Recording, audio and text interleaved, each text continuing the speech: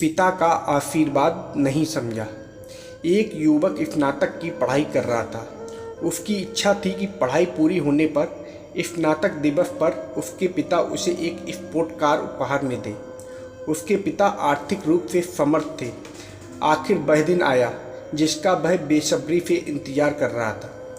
वह उस कार के सपने देख रहा था जो उसके पिता उसे खरीद कर देने वाले थे। उसने अपने पिता से और कुछ भी तो नहीं मांगा था। स्नातक दिवस पर उसके पिता ने पुत्र को अपने कमरे में बुलाया और कहा कि उन्हें अपने पुत्र पर गर्व है। उन्होंने एक सुंदर उपहार का पैकेट रंगीन चमकीले आभरण से सजा अपने पुत्र के हाथ में बड़े प्यार से थमाया। पुत्र इस डिब्बे को देखकर निराश हुआ।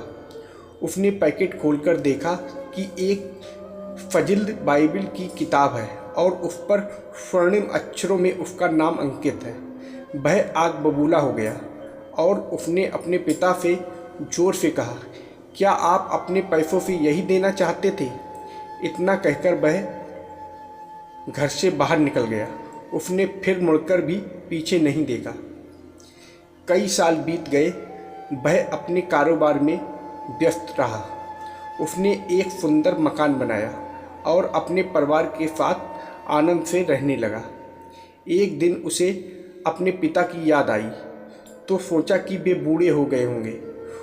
उसे उनके पास जाना चाहिए। स्नातक दिवस के बाद उनको देखा ही नहीं।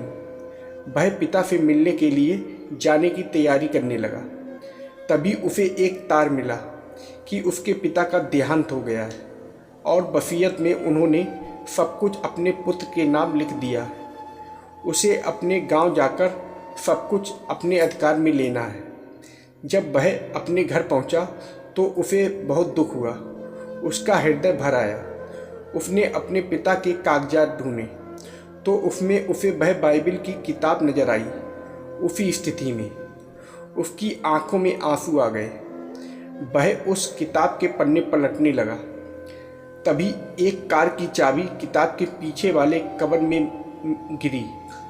चाबी के साथ संलग्न एक चिट पर डीलर का नाम, स्नातक दिवस की तारीख, बिल भुगतान का विवरण लिखा हुआ था। यह चाबी उसकी चहती स्पोर्ट कार की थी। हम कई बार स्वयं को मिलने वाले आशीर्वाद से इसलिए वंचित हो जाते हैं कि वे हमारे कल्पनाओं के अनुसार नहीं होते हैं।